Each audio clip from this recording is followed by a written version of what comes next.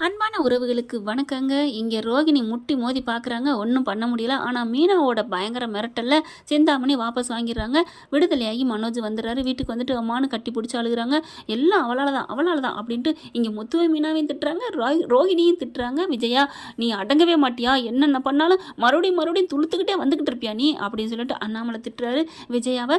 விஜயா என்ன பண்ணுது, நான் என்ன பண்ணேன், ஏதோ தெரியாமல் பண்ணிட்டான், அதுக்காண்டி என்ன பண்ணுறது, எப்படியோ அவன் பங்கில் தானே கழிக்க போகுது, இவன் மட்டும் என்ன சும்மாவா கொடுக்குறான் அப்படி சொல்ல, நீ பங்குலே இல்லைனாலும் அவன் அடைப்பேன் நீ பண்ண தப்புக்கு, அப்படிப்பட்ட ஆள் தான் முத்து அப்படின்னு அண்ணாமலை திட்டுறாரு. எப்படியோ எனக்கு எப்படியும் ஒரு பங்கு 1 கோடி வரும், அதில் 48 லட்சம் கழிச்சுக்கலாம், மீதி வேணா நான் வாங்கிக்கிறேன். ஆட பாவீங்களா, இன்னும் நீங்கள் திருந்தாத ஜென்மமா அப்படின்னு செம்ம காண்டாகிறாரு அண்ணாமலை. சரி இருக்கட்டும், இப்போ மீதி பணம் கொடுக்கணுமே, அதுக்கு என்ன பண்ணுறது அப்படின்னு சொல்லிட்டு ஸ்ருதியும் ரவியும் வராங்க. பாடுபடணும், நம்ம தானே பண்ணணும், அப்பாவுக்கு நான் தானே கஷ்டப்படுறேன், இவன் என்ன தெரியுது, இவனுக்கு என்ன தெரிய போகுது, டே அவ்வளோ சொல்லாத, ஷோரூம் நல்லா ஓடினா நான் தரப்போகிறேன், நல்லா ஓடினாலும் ஓடாட்டி நீ தரப்போகிறதில்லடா, உங்ககிட்ட 10 பைசா வாங்க முடியாதுடா, ஏன்னா காசை நீ வாங்கி உன் குளிக்கில் தான் போட்டுக்க பார்ப்ப, அடுத்த ஆளுக்குறப்ப பார்க்க மாட்டாடா அப்படின்னு சொல்லிட்டு, சரிப்பா எனக்கு வருது அர்ஜென்ட்டு, அப்படி கால் மேல் கால் வந்துட்டே இருக்குங்க, நான் போகணும் அப்படின்னு முத்து பறக்கிறாரு. மீனாவும் அதே மாதிரி ஆளாக பறக்கிறாங்க. நிறையா கான்டாக்ட் வருதுங்க மீனாவுக்கு, ஆட்கள் தேவைன்னு சொல்லிட்டு நிறைய பேர் எடுக்கிறாங்க. ஒரு யூனிட் மாதிரி ஒரு இடம் பிடிக்கிறாங்க. அங்கேயும் மாலைகள் பூக்கள் வாங்கி நிறையா கட்ட ஆரம்பிக்கிறாங்க. ஒரு நாளுக்கு டேர்ன் அவுட் பார்த்தீங்கன்னா அவங்களுக்கு லாபம் மட்டுமே 70,000 நிற்கிதுங்க. அப்படி ஒரு சந்தோஷம். 10 நாளைக்கு 7 லட்சம் கிடைக்குது. அடுத்தடுத்து இன்னும் ஆளை கூப்பிடுறாங்க, இன்னும் ஒரு கடையும் பக்கத்தில் பிடிக்கிறாங்க. அதுலேயும் பார்த்தீங்கன்னா ஆட்கள் வந்து சும்மா சொல்லக்கூடாது, மீனா செம்மையாக அதுங்கிறாங்க. அடுத்து ஒரு நாளைக்கு 1.5 லட்சம் லாபங்கிற அளவுக்கு செம்மையாக கொடி கட்டி பறக்க ஆரம்பிக்கிறாங்க. நம்ம தலைவரும் சும்மா இல்லைங்க, அந்த வேனோட இன்னும் நிறைய பேர் கேட்குறாங்க, ஸ்கூலுக்கும் கேட்குறாங்க. அதனால் இன்னும் 2-3 வாங்குவோன்னு சொல்லிட்டு லோனை போகிறாரு. இவர் ஒழுங்காக கட்டிக்கிட்டு வர்றதுனால இன்னமும் 2-3 லோன் கொடுக்குறாங்க. அதுக்கு ஒரு சாட்சி கையெழுத்து மட்டும் கேட்குறாங்க. சாட்சி கையெழுத்துக்கு யார் போடுறாங்கல்ல, கரெக்டாக அமைச்சர் வந்துடுறாருங்க. அமைச்சர் வந்து நான் போடுறேன்டா உனக்கு இல்லாதையா அப்படின்னு சொல்லிட்டு போட்டு கொடுக்குறாங்க. அப்படியே ஒரு வேணும் 4 வேன் ஆகுது. 20 நாளில் இன்னொரு வேணும் 4 வேனை வாங்குறாரு. அப்படியே அம்புட்டு பரவலாக போகுதுங்க. இவரும் பார்த்தீங்கன்னா 13.5 லட்ச ரூபா ஒரு மாதத்துக்குள்ள வந்துடுதுங்க. அவ்வளோ ஒரு சந்தோஷம். அடுத்து இவங்க இன்னொரு 4 போக போக அடுத்த மாதம், அந்த 3வது மாதம் பார்த்தீங்கன்னா நல்ல ஒரு 18-20 லட்சம் இவருக்கு மட்டுமே வந்துடுதுங்க. 3 பேருக்குமே 3 மாதத்துக்குள்ள இவர் இவ்வளவு லாபம் சம்பாதிக்கிறாங்க, அவங்களும் அதே மாதிரி சம்பாதிக்கிறாங்க. மீதி இவங்க 48 லட்சத்தில் 10 அடைச்சாச்சு. மீதி 38 லட்சத்தில் அந்த 38 போகிறதுக்கு அவங்க கையில் மட்டும் எப்படியும் ஒரு 25 லட்சம் நிற்கிதுங்க. 25 லட்சம் நிற்கிதுங்க. இப்போ என்ன பண்ணலாம் அப்படின்னு சொல்ல, ஏதோ ஒரு இடம் வாங்கி போடுவோமா அப்படின்னு சொல்ல, வாங்கலாமே அப்படின்னு சொல்லிட்டு போகிறாங்க. பார்த்தா அமைச்சர் பார்க்குறாரு, என்னையா வண்டி எப்படி போயிட்டுருக்கு, ரொம்ப அமோகமாக போயிட்டுருக்குங்க, எல்லாம் உங்களோட தயவு தான், நீங்கள் மட்டும் இல்லைன்னா அட விடுப்பா, ஒரே ஒரு கையெழுத்து போட்டேன் அவ்வளவுதான். இல்லைங்க அப்படி சொல்லக்கூடாதுங்க, கையெழுத்துங்கிறது பெரிய வாழ்க்கைக்கு முன்னேற்றம் தெரியுமா, அது யாருமே அப்படி அவ்வளோ போட மாட்டாங்க, கையெழுத்துல தாங்க எல்லாரோட இதுவுமே இருக்குது அப்படிங்கிறாரு. அதுக்கப்புறம் சரி இப்போ என்ன பண்ண போகிற அப்படிங்கிறாங்க.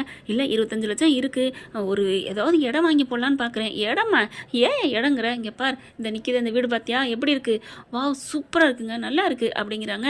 இது எப்படியும் கிட்டத்தட்ட ஒரு 2 கோடி போகும்யா, நீ 25 லட்ச ரூபாய் அட்வான்ஸ் பேமெண்ட்டாக கொடுத்துரு, நான் லோனு போட்டு கொடுத்துட்றேன், நீ இவ்வளோ வருமானம் வருது மாதம் கட்டிடலாம், நீ அடுத்தடுத்த லாபத்தில் நீ மொத்தமாக கூட அடைச்சிக்கலாம் அப்படி சொல்ல, ஏன்னா நீ 5 மாதத்தில் நீ 2.5 கோடி சம்பாரிச்சிருவையா அப்படின்னு சொல்ல, ரொம்ப தேங்க்ஸ் சார் அப்படின்னு சொல்கிறாங்க.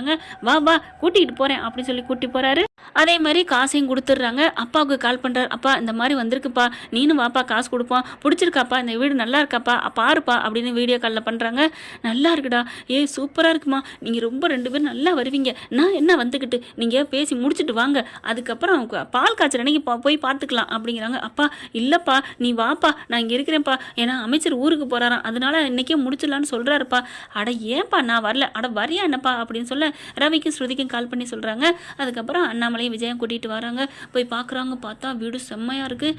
ஏன்டா இந்த மாதிரி ஒன்றை வாங்க சொன்னேன், நீ ஒருத்தன் இருக்கியே அப்படிங்கல. அம்மா நான் என்னம்மா பண்ண முடியும், நான் இதை விட வாங்குவேம்மா, இட்டம் வாங்குவேன், படிக்காத இவனே வாங்கியிருக்கானா நான் எப்படி வாங்குவேன். மண்டையில் பட்டுன்னு ஒரு அடி விழுகுது. அம்மானு மனோஜ் கத்துறாரு. திரும்பி பார்த்தா அண்ணாமலை, நீ இன்னும் திருந்தவே மாட்டேடா, குப்புற விழுந்து சாணி மூஞ்சி ஊற அப்பி இருந்தாலும் இன்னமும் என் முகம் வலுவலுன்னு இருக்குது, சுத்தமாக இருக்குன்னு சொல்லுவாங்கல்ல, அந்த மாதிரி சொல்லிட்டு இருந்தேன். என்னடா அர்த்தம், படிக்காத வந்து இன்னைக்கு எத்தனை வேணும் வச்சுருக்கேன், இப்போ பாரு வீடு வாங்குறான், அங்கே மீனா சொந்தமாக பண்ணிக்கிட்டு இருக்கு, அது இடம் வாங்கி போட்டிருக்கு, என்னடா பண்ணிக்கிட்டு இருக்கிய நீங்கள் 2 பேரும், என்ன பண்ணிட்டு இருக்கிய அப்படிங்கிற வாயே திறக்கலை. இல்லைப்பா அது வந்துப்பா வாய மூடு, அவனுக்கு 38 லட்ச ரூபா கொடுக்கணும், நாளைக்கு என்ன பண்ண போகிற, இல்லைப்பா அது வந்து இவன் பாட்டுக்கு வீடு வாங்கிட்டானே அதுக்குப்பா, உனக்கு கொடுக்குறக்காண்டி அவன் வீடு வாங்கக்கூடாதா அப்படின்னு அண்ணாமலை கத்துறாரு.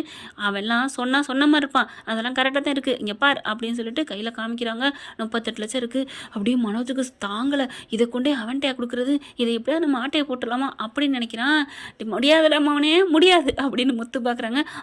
எப்படி நம்ம மனசில் நினச்சது இவனுக்கு எப்படி தெரியும் அப்படின்னு பார்க்க எல்லாத்தையும் கேட்சப் பண்ணிட்டேன் அடங்கு அப்படின்னு முத்து திட்டுறாரு.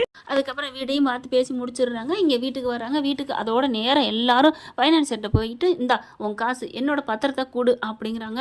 வேறு வழி இல்லை சிந்தாமணி கொடுத்து தொலை, என்ன பண்ணுறது, அடுத்து எப்படியாவது வாங்குவோம் அப்படிங்கிறாங்க. ஆனால் எப்படியாவது நான் வாங்காமல் விட மாட்டேன், நீ எப்படி வாங்க முடியும், உன் பத்திரமே அவங்ககிட்ட போகுது, இனிமேல் என்ன பண்ண முடியும், பகல் கனவு தான் காங்கணும். இப்போ பணத்தை கொடுத்துட்டு பத்திரத்தையும் வாங்கிட்டு வீட்டுக்கு வர்றாங்க. வீட்டுக்கு வந்ததுக்கப்புறம் அப்பாடான்னு முத்து மீனா உட்காடுறாங்க. அண்ணாமலை பார்க்குறாரு, போதுமாடா எப்படி பண்ணி சாதிச்சிருக்கான் பார்த்தியா அந்த 3 மாதத்துக்குள்ள, நீ என்ன பண்ணியிருக்கிற, அந்த ஷோரூம்னு சொல்லிட்டு அதை கடனாளியத்தை ஆக்கி வச்சிருக்க, அதுவும் மூழ்க போகுது, கடனில் போயிடுச்சு, இன்னும் கொஞ்ச நாள் எடுத்துக்கிடுவாங்க. அப்பா என்னப்பா அப்படிங்கிற, அப்புறம் என்ன வேணா முத்து கூட போய் வேலைக்கு பாடுறான், போ வேலைக்கு கிளீனரா போ, இல்லைன்னா டிரைவரா போ, இல்லைன்னா ஆஃபீஸில் கணக்கு வழக்கு எழுது அப்படி சொல்ல.